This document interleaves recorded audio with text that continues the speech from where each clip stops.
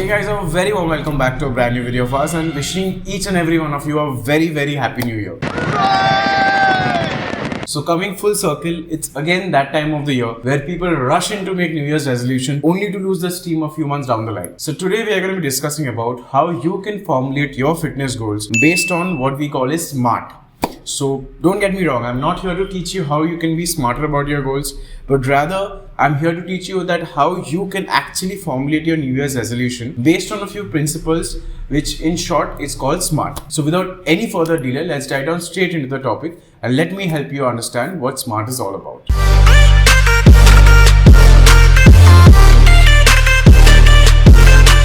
So let us not kid ourselves, guys. This is probably the nth number of year where we have taken some resolution or where we have actually made ourselves believe that we'll make it happen this year and we did not. So in some level or the other, each and every one of us have been failing over and over due to a specific flaws in the way that we formulate our New Year's resolutions. And talking about resolutions, here we are specifically going to discuss the resolutions based on your fitness and how you can better approach them and make sure that you actually follow up to them throughout the year and beyond. So starting off on that note, the very first thing you have to remember, that is, it should be specific. That is what the S in SMART stands for, specific. You cannot have goals like I want to look good. So what exactly is I want to look good? It's very subjective, right? So have very specific goals, which can be I want to lose 10 kg of weight. I want to lose 5 inches from my waist. Have specific goals like that. Make it very clear to your trainers, to yourself, what you're in the gym for or what you're working out for. Moving on from there, the next comes M, measurable.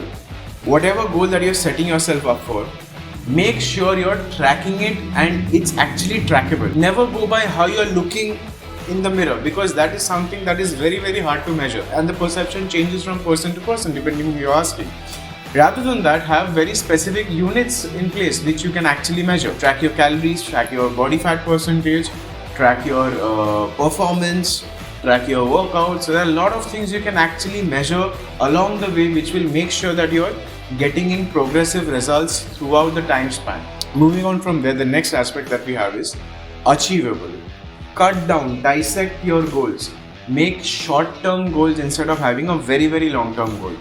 Make yourself a 2 months goal, make yourself a 1 month goal, make yourself weekly goals, and make sure you're following up on those little things, because those small things when added up is going to lead to the bigger picture. So instead of just focusing on I want to go here and this is how I want to look, this is how I want to perform, make sure that you're following up on those little tiny goals that you're setting yourself up for and making them achievable to you, which will only ensure that you're achieving the bigger picture. Moving on from there, the next one that we have is realistic or relevant. Say you're a person who has a normal 9 to 5 job. You're not a competitive bodybuilder, you're not a competitive athlete. Do not work yourself so hard that a few months down the line, you know that your body is not going to give with you. Analyze whether what you're doing right now, are you actually going to follow it up for years and years to come? Is it possible at all? If it's not, you're just wasting your time. You're just setting yourself up for failure. So even if you're doing something that is not really optimal, that's not 100% efficient, even if it's 50% efficient but done for a longer period of time, it's going to give you much better results.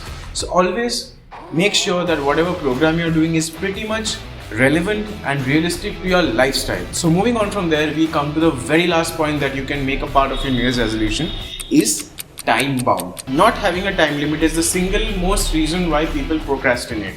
बाद में देखा जाएगा, अरे अगले साल try करेंगे, इस साल नहीं हुआ. That's the thing, guys. Do not give excuses. If you are having a time in mind, make sure you are working your ass off from day one to ensure that you are reaching that exact time of the year.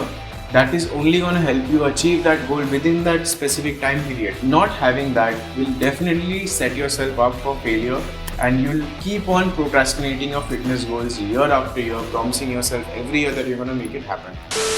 Having gone through whatever we had back in 2020, it's even more evident and clear that fitness is an essential component in order to stay alive these days.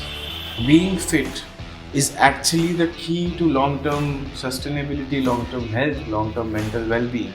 So do not ignore your health.